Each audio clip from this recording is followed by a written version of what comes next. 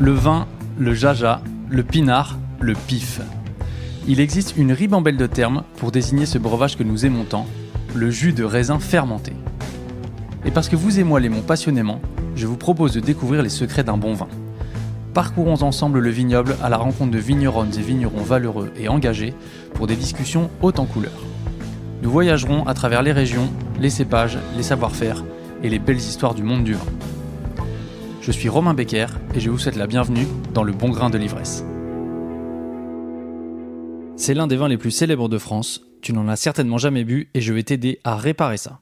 Aux confins de la Drôme, au pied du Vercors, s'étend la région du Diois. D'une beauté à couper le souffle, on y produit un vin pétillant d'une grande modernité.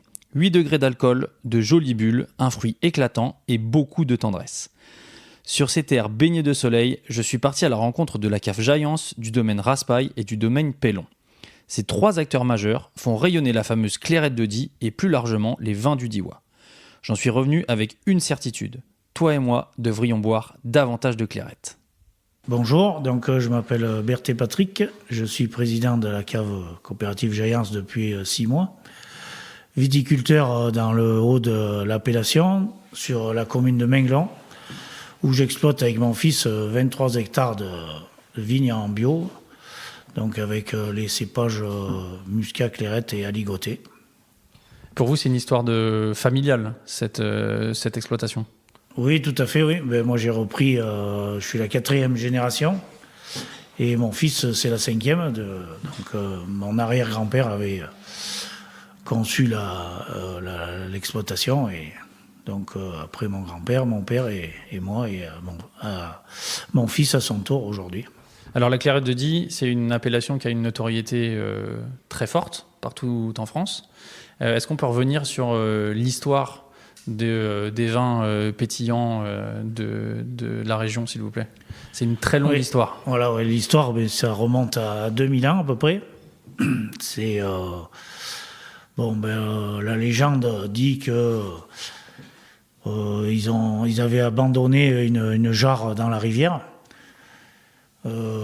Parce qu'elle est tombée de la mule, et donc ils n'ont pas pu la récupérer parce qu'il y avait trop d'eau dans la rivière, et ils sont revenus à la sortie de l'hiver pour récupérer cette jarre, et ils se sont aperçus que le vin s'était transformé et il était effervescent suite à une fermentation à basse température. Parce qu'il y a un climat particulier ici, vous avez mentionné juste avant l'altitude, on est dans la Drôme, donc il y a une influence méditerranéenne, ça sent quand même la Provence ici, il y a des champs de lavande le long de la route, voilà, mais il y a une influence aussi montagnarde. Oui. Et donc on a des hivers qui sont relativement frais. Voilà. Nous, on a des grosses variations de température entre le jour et la nuit, c'est ce qui fait aussi donc la typicité de ce vignoble. L'hiver est assez rigoureux, encore qu'un peu moins qu'avant avec le réchauffement climatique. Mais les nuits fraîches et puis la journée, des belles montées de température. Donc il y a 2000 ans, il y a une jarre qui est tombée dans la rivière en hiver, et donc ça a fait baisser la température du vin et ça a arrêté la fermentation.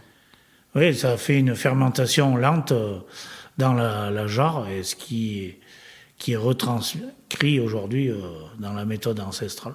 Voilà, le mot est lâché. La Clairette de Die, elle est produite par la méthode ancestrale.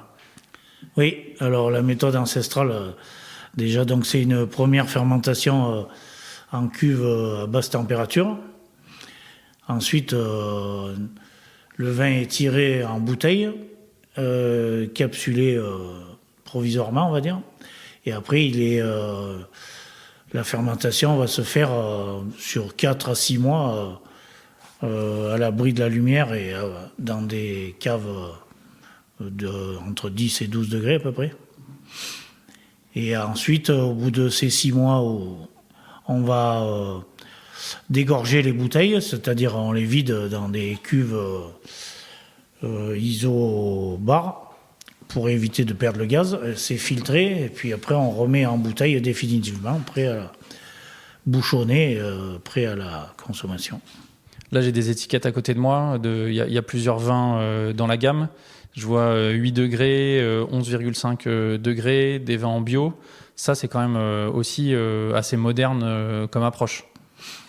Oui, donc les 8 degrés sur la Clairette de Die Tradition, on les obtient à la fermentation dans la bouteille. On va couper la fermentation justement assez tôt pour garder les arômes et aller sur un côté pas trop alcoolisé justement, comparé à une Clairette de Die brute qui va fermenter plus longtemps et pour arriver à un degré de 11,5-12 d'alcool dans la bouteille. Une des grosses différences dans le vin final, ça va être la quantité de sucre résiduel. Oui, donc sur la cuvée Clairette de Die Tradition, on est sur 70 grammes de sucre résiduel, contre sur une Clairette brute, on va être plutôt à 30 grammes de sucre résiduel. Il y a une gamme assez large à côté de nous sur la table. Il y a une bonne partie de vos ventes qui est destinée à la grande distribution.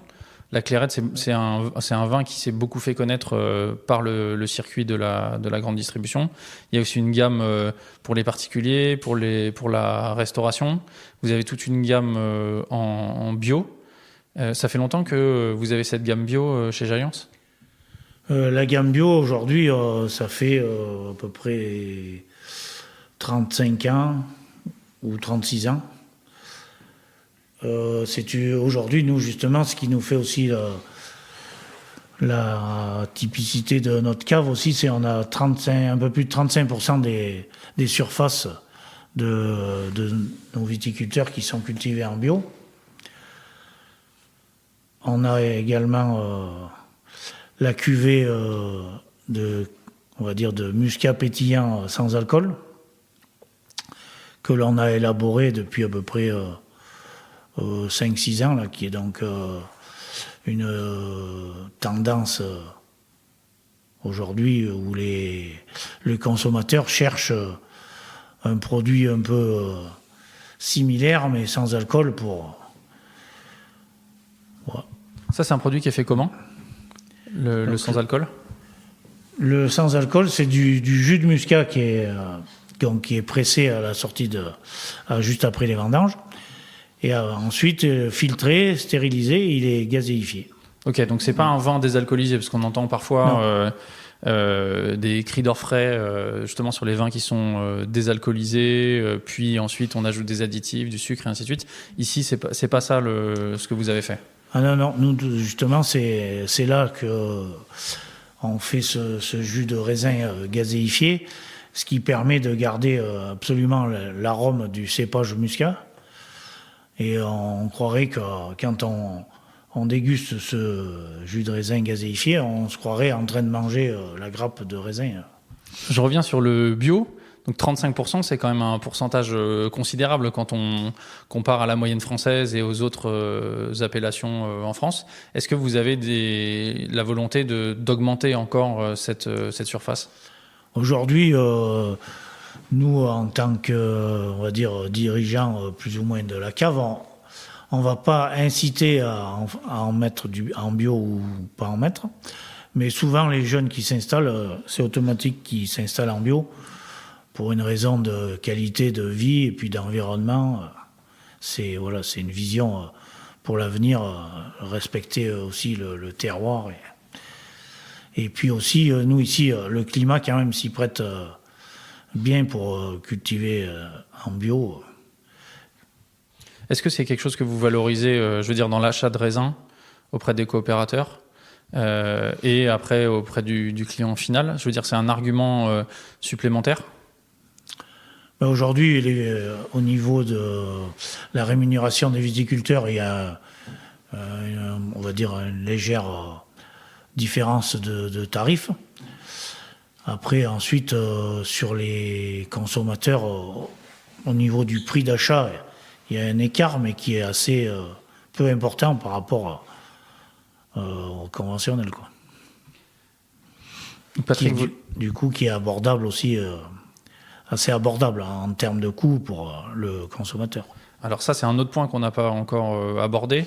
On a parlé du style des vins, donc pétillant, avec du sucre résiduel, une aromatique autour du muscat assez développée, expressive, faible degré en alcool. Et il y a le prix qui est aussi généralement assez abordable.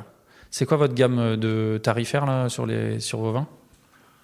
Nous, en GD, on va être de 6 € à 6,80 à peu près. Là, on parle de prix public TTC. Oui, c'est ça. Donc, ça veut dire qu'on peut se faire plaisir pour moins de 7 € avec une bonne clairette de Die de chez Giants. Tout à fait, oui. Et la clairette de Die Tradition et la clairette brute. Et donc, le bulle de muscat aussi, là, que l'on retrouve en grande surface, qui est aux alentours des 4 €, 4,50 €. Je voudrais qu'on termine par un petit conseil pour les auditeurs et les auditrices. S'ils veulent découvrir une clairette de chez Giants, s'ils n'ont jamais goûté de clairette, par quelle cuvée est-ce qu'il faut commencer ? Nous, aujourd'hui, on a donc la tradition clairette de Die Tradition, la cuvée impériale, qui est à base, donc, comme je disais, de muscat. Et aujourd'hui, nous, ce qu'on préconise, c'est de la consommer en apéritif. Et on a mis un cocktail, on va dire, qu'on est en train de lancer, là, c'est la clairette lime. Donc ça consiste à mettre une tranche de citron vert, une paire de glaçons et un grand verre de clairette tradition. Et en voiture Simone, c'est ça ? Non, mais c'est une bonne manière de démarrer. Et puis, je trouve que c'est une manière aussi de désacraliser un peu les choses. C'est-à-dire que le vin, c'est pas simplement le vin en lui-même. On peut aussi l'agrémenter et on n'hurle pas parce qu'on met quelques glaçons dedans ou une tranche de citron vert, quoi. Oui, c'est vrai qu'avant, on n'aurait jamais pensé à mettre des glaçons dans la clairette de Die. Et aujourd'hui, ça nous semble vraiment normal, quoi. Si on met pas des glaçons, on la sert bien fraîche. Et puis avec une tranche de citron, ça marche très bien aussi. Oui, tout à fait, oui. Merci Patrick. Et puis nous, on va continuer notre périple dans le Diois.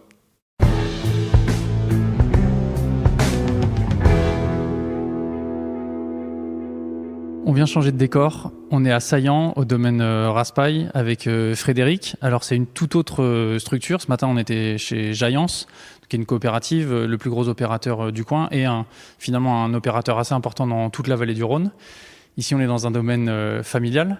Frédéric, est-ce que vous pouvez vous présenter et nous présenter le domaine par la même occasion, s'il vous plaît ? Bonjour, je suis bienvenu, je suis Frédéric Raspail. Je suis vigneron depuis 1997, j'ai repris le domaine à la suite de mes parents. Donc c'est une structure un domaine de presque 17 hectares en agriculture biologique depuis 1997. Et nous produisons des clairettes de Die, des créments et des vins tranquilles. C'est vous qui avez fait passer le domaine en bio ? On était en accord avec mon père, c'était pas un conflit de génération, mais effectivement, moi j'avais vraiment envie de pas travailler avec des produits chimiques. Voilà. C'est ça qui vous a motivé principalement, c'était l'abandon des produits chimiques de synthèse ? De surtout pas les utiliser, la peur de l'utilisation de ces produits, parce que les vignerons c'est les premiers exposés, et puis pouvoir proposer un produit naturel aussi à mes clients. Est-ce qu'il y a quelqu'un ou dans votre formation quelque chose qui vous a mis sur la voie du bio ? D'où ça vient ? Mon père, quand même, était très proche du bio. Il n'avait pas de produits de synthèse au niveau des traitements, pas d'engrais chimiques. Il y avait des fois un désherbage sous le pied. La bio, en 97, c'était encore assez peu enseigné. Hein. Mais moi, j'avais ce souci du naturel. Après, on est dans une vallée protégée. Ici, il y a une sensibilité au naturel dans le Diois qui est peut-être plus forte qu'ailleurs aussi. Oui, il y a une ambiance dans le Diois, peut-être un petit peu alternative à certains égards, mais aussi très proche d'une agriculture assez naturelle, si je puis dire, ou en tout cas sans trop de béquilles de l'industrie chimique. Oui, tout à fait. Puis, je pense qu'on est aussi dans des terroirs où on n'est pas dans l'intensif. On a des petites parcelles, on a beaucoup de bois, de zones boisées, une belle rivière. Il y avait aussi peut-être au niveau des producteurs envie de conserver cet écrin. Donc voilà pourquoi on a envie de continuer dans ce sens. Est-ce que le climat, il est favorable ici à une agriculture biologique ? Ah oui, tout à fait. Pour la vigne, c'est sûr que c'est plus simple que des terroirs un peu plus méridionaux. On a du vent, même si on est une vallée perpendiculaire au Mistral qui est présent dans la vallée du Rhône, on a quand même des vents venus d'est. On a du beau temps, un temps chaud et sec l'été. Donc on n'a pas forcément des grosses attaques de mildiou, mais maintenant le climat est un peu contrasté. On a soit du très chaud, soit du très humide. Donc quand c'est sur des années très humides, il faut être quand même très vigilant. On est sur un climat en fait un peu particulier ici, enfin assez original. On dit souvent entre influence méditerranéenne et montagnarde. Est-ce que vous pouvez nous On est nous entre Vercors et Provence. On est au pied du Vercors là. D'ailleurs, voilà. Ça se voit. Enfin, évidemment, les auditeurs et les auditrices ne peuvent malheureusement pas en profiter, ou alors il faut aller voir sur notre page Instagram. Mais il y a une vue absolument magnifique sur le Vercors quand on est à Saillant ou dans le Diois. Oui, on a des paysages assez époustouflants. C'est une vallée qui s'est spécialisée sur la bulle pour une bonne raison, c'est qu'on est un des vignobles les plus hauts en France et qui donne du coup des raisins avec un petit peu plus de fraîcheur et d'acidité. Et dans la bulle, on a besoin de maturité, donc l'influence méditerranéenne apporte cette maturité, et les nuits sont plus fraîches parce qu'on a un peu plus d'altitude, donc on garde de la fraîcheur, et pour la bulle, ça donne un bon résultat. Le point culminant, c'est 700 mètres à ici. peu près, oui. Donc on m'a soufflé ce midi au déjeuner que c'était le vignoble en AOC le plus haut de France. Et ça donne, comme vous l'avez dit, une amplitude thermique importante entre le jour et la nuit, mais aussi entre les saisons. Il y a des hivers qui sont assez rigoureux finalement. Un peu plus marqués, même si de nos jours tout s'atténue au niveau de l'hiver, mais on retrouve quand même des hivers plus froids. Mais l'avantage, c'est on bénéficie du climat méditerranéen du sud-est de la France. Donc l'hiver, on peut avoir aussi des périodes bien arrosées pour refaire les stocks en eau pour nos sols. Mais l'été, après, on a le soleil et la maturité qui arrivent. Et donc la variabilité entre le jour et la nuit permet aussi aux pots de se ramollir et d'apporter des belles maturités. Ici, on est sur un travail artisanal, oui, avec quand même la clairette de Die méthode ancestrale, qui est votre première production. Vous produisez combien de bouteilles à l'année ? Alors, au domaine, on produit entre 80 et 90 000 bouteilles par an. Et là-dessus, il y a 60% à peu près dans clairette de Die. Alors, c'est un petit peu presque ça. On va dire qu'on a 20% de vin tranquille, 80% de vin effervescent. Et dans la part de l'effervescent, 60% pour la clairette et 40% pour le crément de Die. Et vous faites tout du début à la fin ? Oui. Y compris le remuage, le dégorgement. Oui. Est-ce qu'on peut parler un peu de cette partie-là qu'on a vue dans la cave juste avant de démarrer l'enregistrement ? Oui, alors mon père et moi, on a travaillé, on a reçu notre formation en Champagne, donc on est assez sensible à cette méthode qui consiste à éliminer les dépôts de fermentation par remuage sur pupitre. Pour nos clairettes de Die, une élimination des dépôts par remuage et par dégorgement à la glace. C'est vrai que c'est une technique qui permet de donner un petit peu plus de longueur en bouche, d'avoir des notes muscatées plus intenses. Et puis moi j'aime bien ce travail parce que le vin est mis en bouteille une fois, donc tout se passe évidemment à la vigne avec les bons assemblages ensuite en cave, et ça permet de ne pas retoucher les vins. Et moi je trouve qu'on a des mousses très crémeuses et très fines. Donc c'est une technique différente d'autres opérateurs qui eux remettent en masse dans des cuves isobar. Vous, une fois que c'est mis en bouteille, c'est terminé. C'est la bouteille qui sera vendue au consommateur final. C'est ça. On va pouvoir, on va avoir effectivement une année dans la bouteille, une seule. On va pouvoir, parce que moi aussi, j'adore travailler par parcellaire.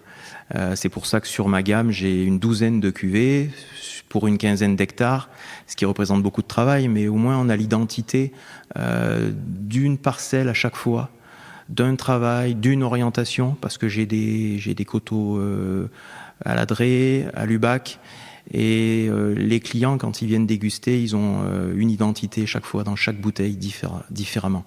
Et donc, quand on travaille par remuage, on a aussi l'identité d'un millésime. Donc, un millésime, une parcelle, c'est quand même plus intéressant pour déguster et pour pouvoir indiquer aux clients que la Clairette de Die, c'est une diversité qu'on peut leur offrir. Il y a quelque chose que je voudrais qu'on précise pour être sûr que tous les auditeurs et les auditrices ont bien compris. La méthode ancestrale, il y a une seule fermentation. Comment est-ce que la fermentation, elle se termine et comment vous faites pour avoir un vin qui tourne autour de 8 degrés pour les traditions? Alors la Clairette de Die, c'est un vin naturellement effervescent. C'est finalement le pétnat civilisé, j'allais dire. En fait, c'est un jus de raisin, un raisin à la base, seulement un raisin. Et sur le raisin, vous avez sur la peau la pruine, donc les levures. Lorsqu'on pressure, les levures se mélangent dans le jus, la fermentation démarre naturellement. Nous, on a juste un travail de régulation thermique pour pouvoir réguler la fermentation et la consommation du sucre. Lorsque le jus arrive à mi-fermentation, la cuverie est juste refroidie pour calmer la fermentation et stabiliser l'avancée de l'alcool. À ce moment-là, on va mettre en bouteille et naturellement, la levure qui était juste calmée par le froid dans la cuve va redémarrer sa fermentation dans la bouteille. Et à ce moment-là, elle consomme du sucre, mais elle rejette du gaz carbonique. Donc naturellement, la bulle naît dans la bouteille et c'est la pression qui va asphyxier cette levure indigène. Elle est sensible au gaz carbonique qui monte en pression. Et donc le vin va naturellement s'arrêter de fermenter et laisser le vin à 8 degrés d'alcool avec un sucre naturel. Donc il n'y a pas d'ajout de liqueur de tirage ni de liqueur d'expédition.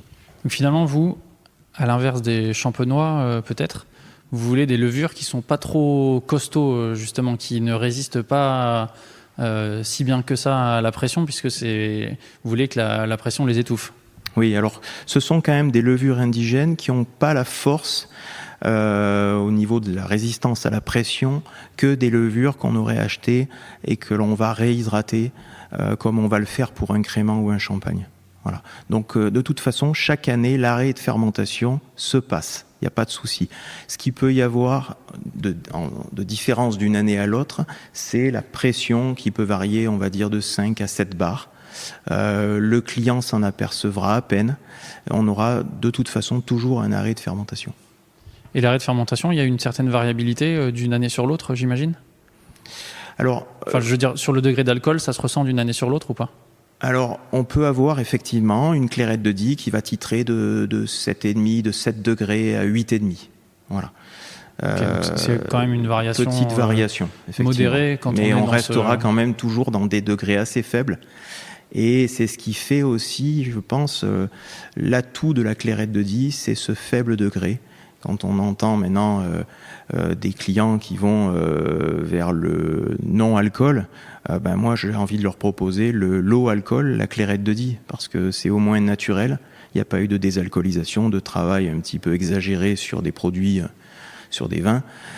Là, vous avez avec la Clairette une réponse et une légèreté aromatique, et une finesse de bulle. Alors, moi, c'est une appellation que je connais pas très bien, je dois être honnête. Et j'ai cette image de la Clairette de Die, un petit peu à l'apéritif, beaucoup au dessert. Mais quand je vous entends parler de parcellaire, d'identité, ça me donne envie d'ouvrir des clairettes à d'autres moments qu'au dessert, finalement. Sur quoi est-ce qu'on peut parler de une ou deux cuvées que vous avez et sur quel moment ou avec quels accords vous conseilleriez de les ouvrir ? Alors par exemple, on va avoir le retour, je pense qu'on peut commencer à l'annoncer, de la Clairette de Die rosée, oui, qui était un produit c'est dans les tuyaux. qui a vécu dans notre région il y a peut-être 80-100 ans et qui va revenir et qui normalement en 2027 va revenir sur le marché, il faut savoir qu'on en produit déjà sans l'appellation Clairette de Die. Et ça, déjà, quand on a l'apport d'un raisin rouge, par exemple comme le muscat rouge, et à l'avenir, on aura un petit peu de Syrah, qui est aussi un très grand cépage de la vallée du Rhône, présent dans le Diois. Avec le muscat blanc, on a un apport tannique, on a un apport de fruits rouges, et ça, moi, c'est une cuvée que je conseille bien à l'apéritif, puisque c'est un peu plus marqué par la fraîcheur, côté un peu tannique. Et ça va se marier avec soit la cuisine un petit peu estivale, donc des salades à base de crevettes, d'avocats, et puis tout ce qui est cuisine asiatique, ça marche très bien. Ensuite, j'ai des cuvées avec 75% de muscat, 25% de clairette, qui sont aussi assez fraîches parce qu'il y a l'apport de clairette. À l'apéritif aussi, ça marche très bien, avec un foie gras poêlé. Et puis au domaine, on a la cuvée Must, qui est un coteau à 40% de pente, exposé plein sud, où là on cherche la puissance aromatique, la densité. On a des arômes de miel, d'abricot, et là effectivement, ça sera un peu plus sur le chocolat, sur des foie gras également. Bon, c'est bien, vous me mettez bien l'eau à la bouche. J'espère que ça va mettre l'eau à la bouche aussi à celles et ceux qui nous écoutent. Vous avez aussi une production en proportion assez importante de créments ici. Oui. Qu'est-ce qui vous a orienté autant vers le crément ? Je pense qu'avant moi, toujours mon père était déjà très orienté sur les créments parce que lui, il avait bossé chez De Castellane en Champagne. Et moi, j'ai fait de même. J'ai suivi le même chemin puisque j'ai travaillé chez Bollinger. Et aussi le travail peut-être d'élevage qui est un petit peu plus long sur des créments puisqu'on va pouvoir travailler sur la barrique, travailler sur des élevages sur lit, sur des durées de latte un peu plus importantes. Donc c'est vrai que ça, c'est aussi assez intéressant. Vous faites de l'élevage sur latte sur les clairettes ? Je reviens juste sur la clairette rapidement. Voilà, sur les clairettes de Die, on va avoir des élevages entre 6 mois et 18 mois. C'est un petit peu plus court parce que le muscat, il faut qu'il reste frais. On cherche le croquant du grain de muscat. Donc l'élevage... Voilà, on va aller un petit peu moins loin en durée, alors que le crément, on va être de 24 mois à 72 mois. Donc là, ça commence à faire des élevages poussés, avec cette aromatique amenée par l'autolyse des levures qui marque le vin. C'est ça. Sur les créments, vous utilisez quel cépage ? Alors sur les créments, on est clairette à peu près 60-65%. On a de l'aligoté jusqu'à 35%. Et on va être à 5% de muscat petit grain. Alors la ligotée, c'est pas forcément un cépage qu'on attend beaucoup par ici. Je pense que beaucoup de personnes ont cette image de la ligotée très vif en Bourgogne. Malgré tout, il se plaît bien dans la région. Alors il est quand même implanté depuis longtemps. Il était à Châtillon-en-Diois. Il est à Châtillon-en-Diois depuis très longtemps. Et donc on avait pu le tester sur nos sols et sur nos terroirs. Il apporte aussi, quand on le plante en coteau, comme je l'ai fait, il apporte pas que de la fraîcheur, il apporte aussi beaucoup de complexité aromatique. Il faut dire qu'en Bourgogne, on avait aussi planté à l'époque plus les chardonnays dans les coteaux et la ligotée n'avait pas été le mieux loti, on va dire. Mais dès qu'on le place sur des beaux terroirs, c'est vraiment un cépage très intéressant. Il apporte minéralité, complexité, et il aide aussi au vieillissement des créments. Bon, et finalement, sur les créments, la star, c'est la clairette. Enfin, la star, en tout cas, c'est le cépage qui a la plus grosse part de l'assemblage. Pourquoi est-ce que c'est un cépage qui convient bien à des pétillants et à la méthode traditionnelle ? Alors, c'est un cépage pas star qu'ici, parce que c'est actuellement un cépage qui revient vraiment en vogue. Pourquoi ? Parce que il a toujours un degré d'alcool modéré, tout en ayant des belles maturités. Donc dans la bulle, c'est intéressant déjà. Il garde fraîcheur, finesse, et puis il est aussi, par rapport au climat, assez résistant au réchauffement climatique.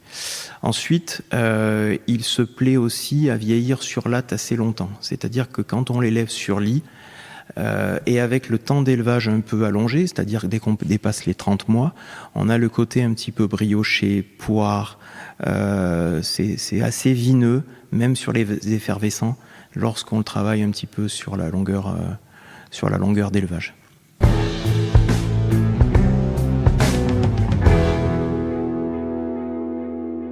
Alors on se retrouve, on a quitté le domaine Raspail et je suis au domaine Pellon à Suse. Bonjour Fabien. Bonjour. Merci de m'accueillir. Tu es président du syndicat de la Clairette de Die et des vins du Diois. Est-ce que tu peux te présenter un petit peu plus largement, s'il te plaît ? Oui, je suis vigneron, donc j'ai 50 ans. Et je suis donc effectivement président du syndicat de la Clairette de Die et des vins du Diois depuis 2011. Donc ça englobe bien sûr la Clairette de Die et le Crément de Die en vin effervescent, mais également deux appellations plus confidentielles en vin tranquille, le Châtillon Diois et le Coteau de Die. Et donc là, ici, on est au domaine Pellon à Suse. C'est un domaine familial. Moi, je suis la 6e génération de vignerons. Et on travaille à 3 toute l'année. Donc mon épouse, Pauline, qui travaille avec nous depuis 4 ans, et moi-même. Donc c'est un domaine en cave particulière, mais aussi une partie de nos vignes sont vinifiées par la cave de Die Jaillance. On a eu l'occasion d'aborder plusieurs sujets déjà avec Patrick et Frédéric au cours de cet épisode. Toi, en tant que président, j'ai plusieurs questions à te poser. On a abordé notamment succinctement la question de la clairette rosée avec Frédéric. Est-ce que tu peux nous en dire un petit peu plus ? Lui, il avait l'air assez confiant sur le fait que le cahier des charges allait être validé par l'INAO. Alors oui, c'est un dossier qui est assez long, qui m'occupe depuis le début de ma présidence, parce qu'il a fallu commencer par faire des expérimentations, les faire valider par l'INAO, puis obtenir la couleur rosée. Et c'est un dossier qui avait abouti en 2016, mais malheureusement, on a eu perdu au Conseil d'État contre d'autres vignerons, et donc on n'a pas pu en faire après 2017. Mais après quelques années où on a pu prouver l'existence d'un vin effervescent rosé, qui a toutes les caractéristiques d'une clairette de Die, on a pu redéposer un cahier des charges. Donc c'est quelque chose qui est fait depuis ce matin, très officiellement. Donc on a pu redéposer un cahier des charges en 2026 pour espérer avoir une récolte en 2026 de clairette de Die rosée commercialisée en 2027. Donc c'est vrai que pour nous, on voit que tous les autres vins effervescents ont la couleur rosée. La clairette de Die ne l'avait pas, et pourtant on a des cépages rouges comme le muscat rouge qui est présent chez nous, la clairette rose, et également on a choisi de mettre le cépage Syrah, qui est un cépage aussi assez présent dans la vallée de la Drôme et la vallée du Rhône Nord, et donc c'est les cépages qui vont, avec le muscat, nous accompagner sur la clairette de Die rosée. Il y a 10 ans, vous étiez plutôt parti sur le gamay, si mes informations sont bonnes. Et il y a eu des petits accrochages, des petites bisbilles autour de ce cépage-là, c'est ça ? Il y a 10 ans, on était parti sur le cépage gamay, effectivement, parce qu'il est aussi présent chez nous dans le Châtillon Diois. Donc ça nous paraissait assez logique de partir sur le gamay, mais d'autres vignobles utilisent le gamay en méthode ancestrale, notamment le vignoble de Cerdon. Et donc, c'est eux qui, à l'époque, avaient porté l'affaire au Conseil d'État et ils avaient gagné. Mais aujourd'hui, on a signé un protocole d'accord de non-agression entre nos syndicats. On a appris de nos erreurs. Et aujourd'hui, en fait, on peut déposer un cahier des charges plus sereinement parce qu'on n'a pas déposé avec le gamay, mais avec la Syrah. Et donc, le désaccord que l'on avait avec Cerdon n'a plus lieu. Pourquoi est-ce que votre choix s'est porté vers la Syrah ? Alors la Syrah, en fait, c'est un cépage que l'on retrouve dans le Châtillon Diois. C'est un cépage qui est présent également en Brézem, en Côte-du-Rhône, à côté de chez nous, dans le bas de la vallée de la Drôme, et présent bien évidemment en Hermitage, en Côte-Rôtie et en Creuse-Hermitage. On est juste à côté, nous, en fait. Les appellations sont à 30 km, en fait, l'une de l'autre. Donc c'était un cépage qui était naturellement envisagé pour faire de la couleur. Après, il a fallu qu'on le teste en bulle. Et donc ça, c'est ce que l'on a fait, ce qu'on a prouvé à l'INAO. Donc on a fait des expérimentations de prise de mousse avec le cépage Syrah. Et les résultats étaient très intéressants, et notamment sur la couleur avec beaucoup plus de notes de framboise. On avait plus des notes pâles avec le cépage muscat rouge, alors qu'avec la Syrah, on a des notes un peu plus fuchsia à l'intérieur des vins. Donc c'était intéressant. Et aromatiquement, donc on a aussi une palette aromatique encore différente du muscat rouge que l'on connaissait. Est-ce que tu peux nous dire quelques mots sur le muscat rouge, justement, puisque c'est un cépage peu commun. Enfin, je pense qu'il n'y a pas beaucoup d'auditeurs et d'auditrices qui le connaissent. Quelles sont ses caractéristiques ? Alors, il ressemble étrangement au muscat blanc, parce qu'en fait, c'est un mutant naturel du muscat blanc. On s'est aperçu, quand on a voulu faire un conservatoire dans les années 2000 du muscat, parce qu'en fait, on a voulu conserver une vieille parcelle qui était en sélection massale, et on a fait des prospections un petit peu partout dans le vignoble, et à chaque fois, sur les vieilles parcelles, on tombait sur beaucoup de muscat rouge. Mais c'est un plan par-ci, par-là.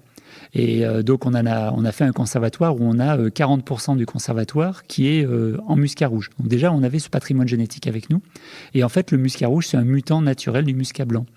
Un beau jour, au bout de 20, 25 ans de vie de la vigne, on a des cépages, enfin des plants de vigne qui apparaissent rouges. Ils gardent le caractère rouge après toute leur vie. C'est pas réversible. Donc en fait, on a un muscat blanc qui devient rouge, la peau devient rouge. Aromatiquement, c'est très proche. On constate par contre une maturité un peu plus en retard. À peu près une semaine de maturité plus en retard par rapport au muscat blanc. Donc c'est plutôt bien dans le phénomène de réchauffement climatique qu'on a aujourd'hui, puisque le muscat arrive à maturité maintenant pratiquement tous les ans en août, alors que le muscat rouge se décale d'une semaine. Le muscat, c'est vraiment une identité ici. Tu dis que vous faites un conservatoire, c'est quand même le cépage majoritaire dans l'appellation Clairette de Die. Donc c'est vraiment, ça représente la région d'une certaine manière. Et vous avez comme nouveau projet, vous avez commencé à travailler dessus depuis quelques années déjà, le développement d'un muscat résistant. Alors, résistant à quoi? C'est la question. Et est-ce que tu peux nous parler de ce projet? C'est un sujet dont on n'a jamais trop parlé dans le Bon Grain de l'Ivresse et ça m'intéresse d'en savoir plus et de partager ça avec les auditeurs et les auditrices. Effectivement, le muscat, donc, ça s'appelle la Clairette de Die, mais il y a beaucoup de muscat dans la Clairette de Die. Donc ça aurait pu s'appeler le muscat de Die. Quand on regarde les comptes rendus des conseils d'administration du syndicat, ils ont voté dans les années 40-50 sur est-ce que ça s'appelle muscat de Die ou est-ce que ça s'appelle Clairette de Die. Et à l'époque, il y avait quand même encore pas mal de clairettes plantées et ils sont restés sur Clairette de Die. Mais c'est aujourd'hui le cépage principal. On le retrouve dans les vins doux naturels, mais on est leader en fait, notamment sur les vins effervescents. Et c'est vrai que beaucoup d'autres régions sont parties sur des cépages résistants aux maladies, donc type mildiou ou oïdium.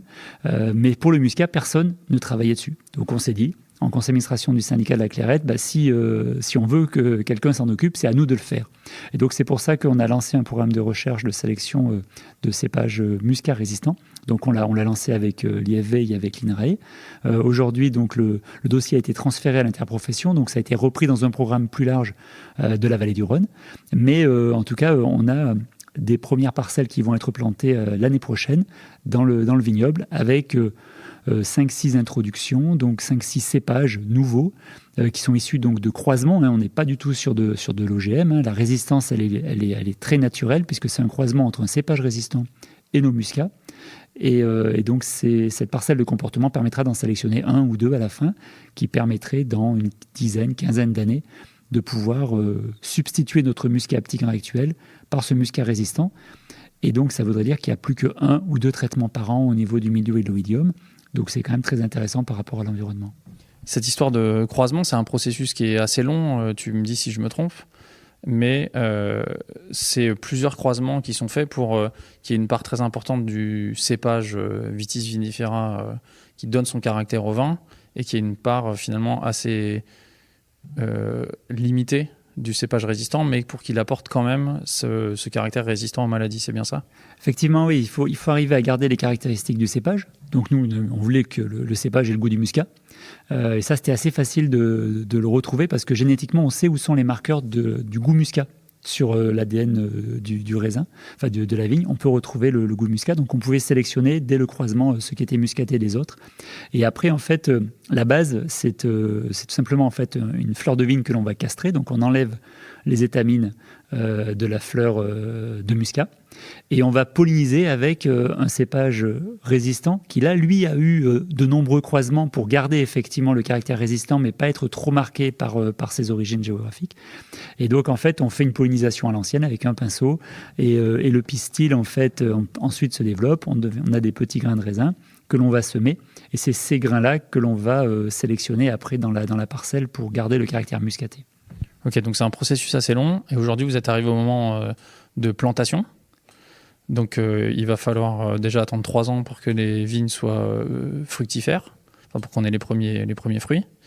C'est un processus qui va durer combien de temps jusqu'à ce qu'on puisse éventuellement avoir des premières récoltes et des premiers vins faits avec des muscats résistants? Alors là, on va, en 2027 ou 2028, avoir la première plantation dans le vignoble de 4-5 introductions, donc 4-5 pépins au départ qui ont été semés. Donc il va falloir effectivement attendre 3 ans pour observer. Et ensuite, il va falloir qu'on observe pendant entre 3 et 5 ans.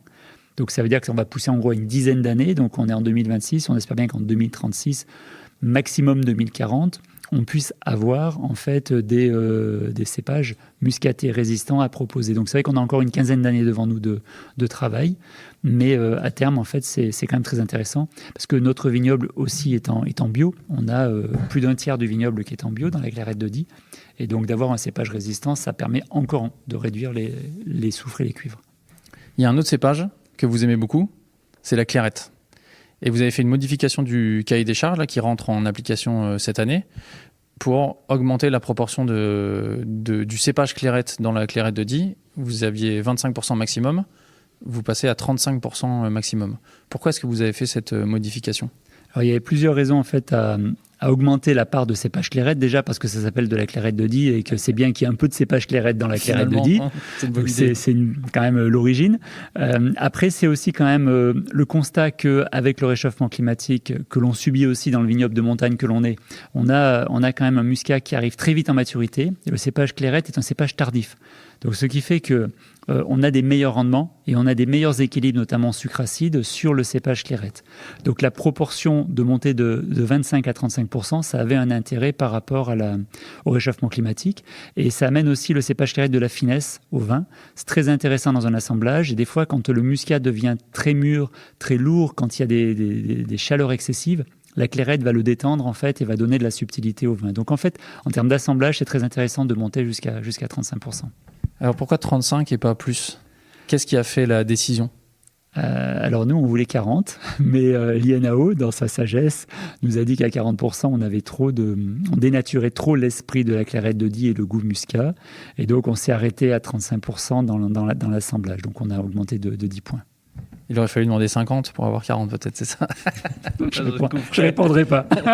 Mais si quand même, historiquement, jusqu'en 1975, en fait, la Clairette de Die, c'était 50% muscat, 50% Clairette.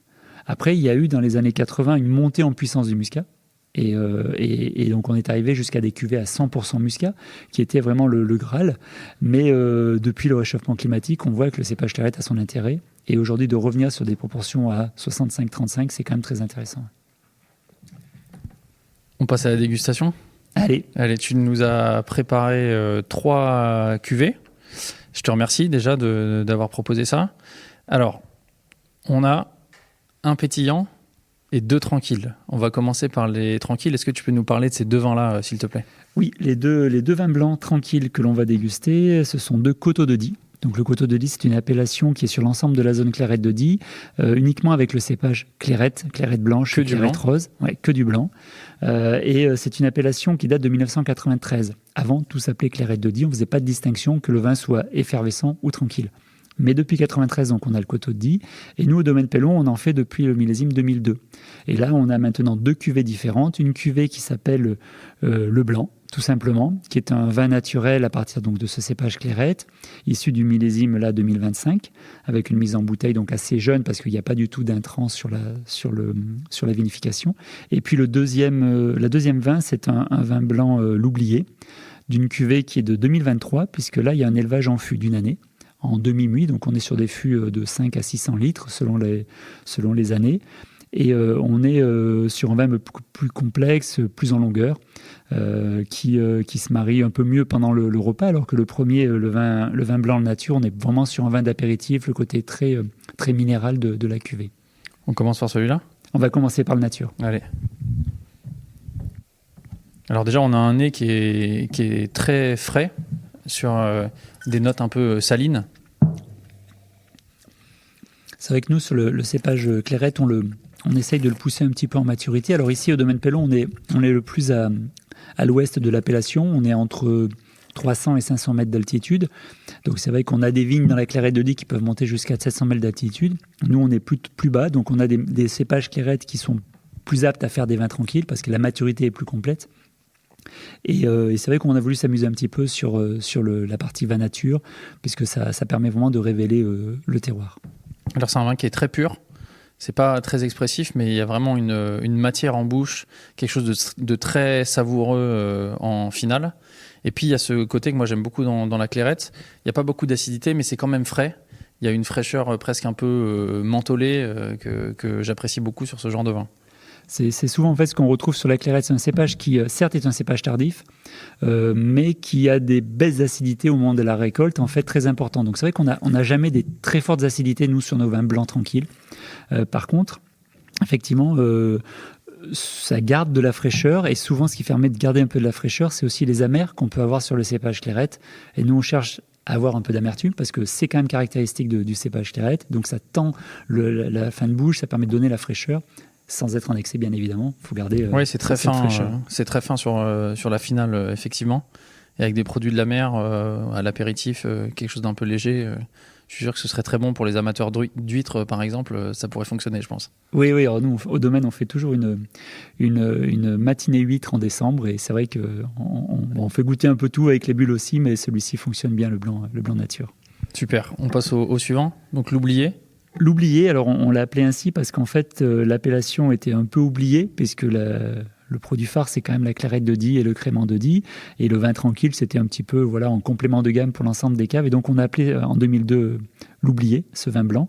Et nous, on a voulu très vite travailler sur l'élevage. Donc, c'est pour ça qu'il est élevé une année en demi-muit. L'idée, c'est pas de trop boiser, mais c'est vraiment de donner de la minéralité aussi au vin et de justement patiner la clairette. On le retrouve aussi sur les créments. C'est intéressant de laisser vieillir un peu la clairette. Si on regarde la littérature, on nous dit toujours le cépage clairette, c'est un cépage qui est oxydatif et qui vieillit pas. Et en fait, nous, on observe chez nous que c'est tout l'inverse. Chez nous, en vignoble clairette de Die, c'est tout l'inverse. On a des cépages qui peuvent vieillir et qui peuvent très bien supporter en fait l'élevage. Donc là-dessus, c'est élevage en barrique. Élevage en barrique, donc sur des 500 ou 600 litres. Pendant une année, on les met en décembre et on les sort en décembre de l'année d'après. Est-ce que vous bâtonnez un petit peu ? Un petit peu. On bâtonne un petit peu en cuve et on bâtonne après un petit peu en fût selon ceux qui vont fermenter. Il y a toujours un fût qui fermente dedans directement et les autres sont mis en fût au mois de décembre. Oui, on sent au nez l'élevage sur lit. Il y a un petit côté pâte à pain qui est super agréable. Donc là, on retrouve effectivement les notes boisées, mais aussi la finesse et la minéralité. Toutes les caractéristiques du cépage clairette, c'est en fait d'être dans l'élégance. On n'est jamais dans l'opulence, en fait. Et ça donne toujours des vins assez fins, en fait. C'est vraiment la caractéristique. Ouais, c'est texturé sans être trop riche, mais c'est vraiment un vin un peu comme une caresse, quoi. Et là, les amers sont un petit peu plus prononcés en fin de bouche. Ça lui donne beaucoup de caractère sur la finale, je trouve. Oui, on est sur des amers un peu plus puissants sur l'oublié par rapport au blanc nature. C'est vrai que nous, pour garder des équilibres et des fraîcheurs aussi dans ces vins, on essaye de pas trop presser les raisins.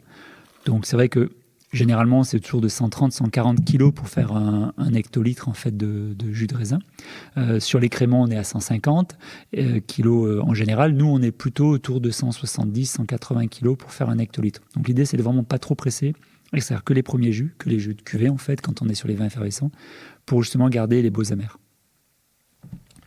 Avec quoi tu servirais ça ? Alors, l'oublié, nous, on adore en fait tout ce qui est à base de spécialités fromagères. C'est vrai que c'est pas encore la saison, on est un peu plus à l'été, mais l'hiver, en fait, avec une raclette, avec une tartiflette, on a des beaux accords. Au printemps, on aime bien l'oublié avec les asperges, parce que justement, les amers de la clairette vont très très bien avec l'asperge. Je vois bien les asperges là, ouais. Alors que c'est pas facile à marier. Après l'été, bien sûr, avec une salade, on peut aller. Et après, si on retrouve à l'automne un peu sur des volailles, en fait, et au moment des fêtes, des volailles à la crème, on retrouve un peu des typologies aussi des vins du Jura. Quelque part, des fois, on nous compare un petit peu. Alors, pas sur le côté oxydatif, mais sur certaines finesses. Et du coup, on peut aussi aller avec des volailles à la crème. Et avec les ravioles du coin, ça fonctionne ? Et les ravioles, bien évidemment. Les ravioles sans aucun problème. Alors, les ravioles, nous, on les décline à toutes les sauces, que ce soit juste la raviole pochée, la raviole en gratin, la raviole l'été, on fait aussi avec des tomates. Les gratins, l'hiver, on les fait avec des poireaux. Enfin, on peut faire avec tout ce qu'on veut. Voilà. Et des courgettes aussi, ça fonctionne très très bien, un gratin de ravioles aux courgettes. On passe au dernier vin, le pétillant. Oui, donc nous, on a un crément de Die. Donc on l'appelle l'étourdi, un petit clin d'œil à notre appellation. Donc là, on a la particularité sur le domaine Pellon de faire nous un brut nature. Donc quand on s'est lancé à faire des bulles en 2012, on voulait faire un vin effervescent, mais pas exactement comme tous les autres. C'est-à-dire qu'on voulait vraiment garder la minéralité du vin, donc il n'y ait pas de sucre résiduel. Donc un brut nature, on est à moins de 2 grammes par litre, et d'avoir un vin qui garde 3 ans d'élevage en bouteille, en cave. Donc voilà, donc on est sur un vin qui a 3 ans d'élevage. Donc là, on est sur latte, avant dégorgement. Sur latte avant dégorgement. Ouais. Et en crément de Die, c'est forcément un millésimé. Enfin, en tout cas, vous n'avez pas le droit aux assemblages d'année. Il n'y a pas de vin de réserve. Il n'y a pas de vin de réserve, mais le millésime n'est pas forcément obligatoire. On est un des rares créments millésimés. Par contre, il peut y avoir des assemblages interannuels. Ça, c'est pas un problème. Il peut y avoir des vins de réserve. Ça peut se mettre en place. Par contre, souvent, ils ne sont pas millésimés parce qu'on n'a pas de tradition de millésimer les clairettes de Die. Et du coup, on millésime pas généralement les créments. Nous, on le millésime. Là, on est sur du 2022. On goûte ? Ouais. On va goûter. Je vais aller chercher.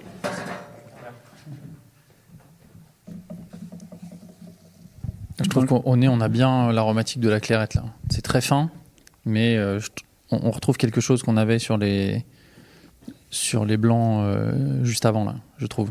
Après, nous, on est sur deux parcelles en fait pour élaborer notre crément et nos coteaux de Die. Ces 2 parcelles, c'est les plus vieilles clairettes du domaine. Elles ont 53 ans, même 54 ans cette année. Donc c'est les 2 terroirs, un terroir plutôt sableux pour une partie du vignoble et une partie plutôt argilo-calcaire et caillouteuse. Les 2 sont complémentaires, ces expositions sont différentes, mais voilà, toujours on recherche la finesse en fait dans ce crément qui n'est pas forcément sur des fortes acidités, mais comme on est sur un brut nature, en fait, ça permet d'avoir un bel équilibre. Ouais, on a quelque chose de très pur, très minéral. Alors, je ne sais pas si c'est le reste du vin d'avant, mais j'ai aussi des amers en fin de bouche qui sont très agréables, qui amènent de la fraîcheur et de l'allonge. Et ça fait une finale super intéressante. L'amertume, c'est vraiment le fil conducteur de nos vins à base de clairette. Et c'est ce qu'on essaye de doser du mieux possible. Je trouve que c'est très très légèrement oxydé aussi. Enfin, il y a des toutes petites notes oxydatives que moi j'aime beaucoup. Enfin, on sent l'élevage sur latte, je trouve, et ça lui va très bien à ce crément. Oui, c'est des vins qui commencent à se patiner. Alors nous, on est sur un assemblage avec 5% de muscat, 10% d'aligoté et donc le reste en 85% en clairette.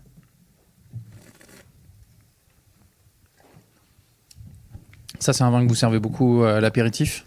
À l'apéritif, aussi en cocktail, mais beaucoup à l'apéritif. Et puis, c'est quand même aussi un vin de fête, les créments. Donc, on a aussi pas mal de célébrations qui sont faites avec nos créments. Ouais. On a une étiquette blanche, donc ça rappelle aussi toutes les cérémonies. Je te remercie pour cette belle dégustation et puis pour ton accueil. Je suis ravi d'avoir passé cette journée avec vous tous dans le Diois. Et puis j'espère que les auditeurs et les auditrices, là, ils auront envie de découvrir un peu plus les vins de la région, parce que moi, je suis convaincu maintenant qu'il y a des belles choses à découvrir. Merci. Et comme la confrérie de la Clairette de Die a l'habitude de terminer, c'est à l'amitié que la joie pétille. À l'amitié que la joie pétille, alors.